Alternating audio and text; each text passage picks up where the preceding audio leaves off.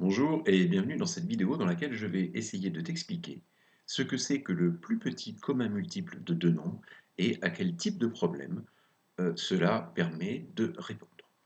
Alors l'exemple que j'ai choisi est celui d'un engrenage. Un engrenage, c'est quoi? Bien, c'est un dispositif mécanique qui permet de transformer, de transmettre un mouvement de rotation en l'occurrence. Donc ici nous avons deux roues, une roue orange qui a 20 dents, une roue bleue qui en a 15.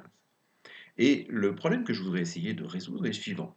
Je suppose qu'au départ, les dents qui sont marquées en rouge sur chacune des deux roues, elles étaient en face l'une de l'autre. Et la question, c'est au bout de combien de tours vont-elles de nouveau se retrouver en face?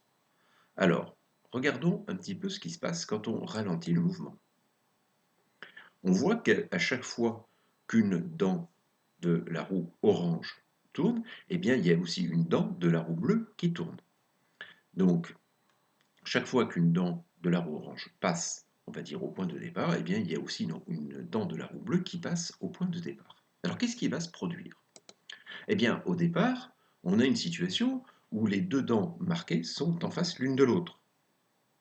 Mais que va-t-il se passer lorsque la roue bleue va faire un tour complet? Eh bien, quand la roue bleue aura fait un tour complet, comme elle ne fait que 15 dents, l'autre roue, celle qui a 20 dents, n'aura pas fini son premier tour. Et lorsque la roue orange, à son tour, aura terminé un tour, eh bien, la roue bleue aura déjà bien avancé dans son deuxième tour.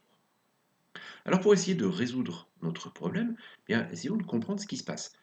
Pour que la roue bleue fasse un tour complet, il a fallu que 15 dents soient engrainées les unes dans les autres.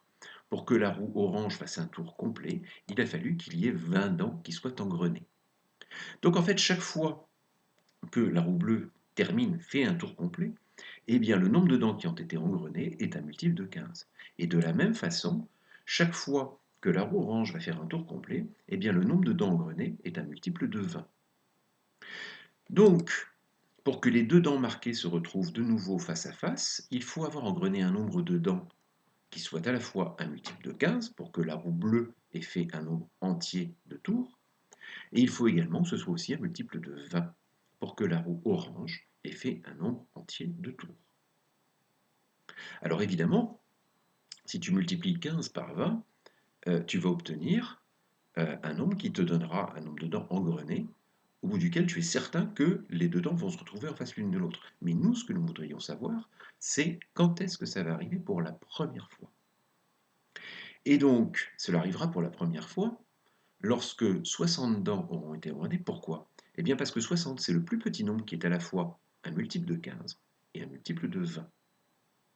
C'est ce que l'on appelle le plus petit commun multiple de ces deux nombres. Alors comment est-ce qu'on le trouve, ce plus petit commun multiple? Eh bien, comme souvent, on va le trouver à l'aide de la calculatrice.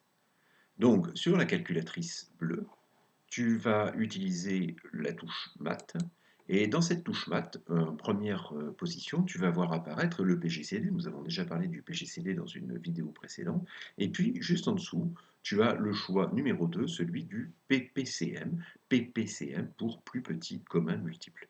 Donc, tu fais ce choix-là, et ensuite, il te suffit de taper les deux nombres que tu as choisis. Donc, par exemple, ici, 15, et puis, sans oublier toujours cette fameuse touche point virgule 20.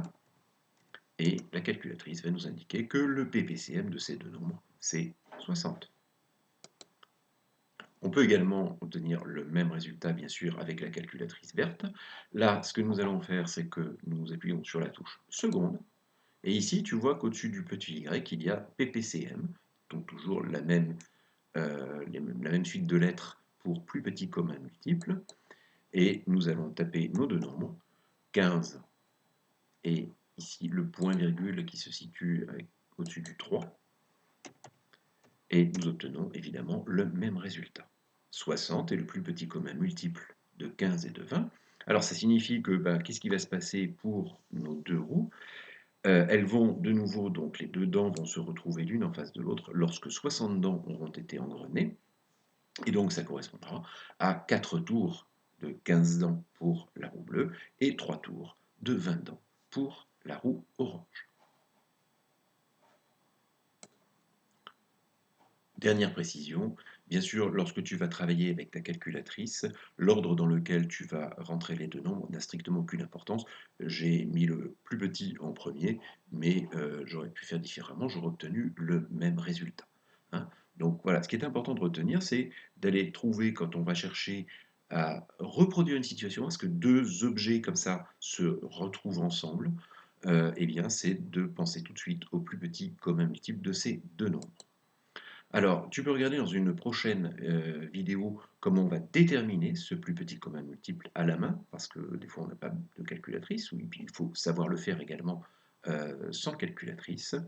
Euh, et donc, pense bien à cette idée de plus petit commun multiple. Si tu vois dans des exercices de mathématiques des roues qui sont engrenées, des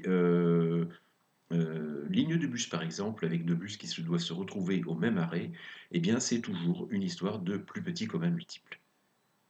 Merci de ton attention et à très bientôt.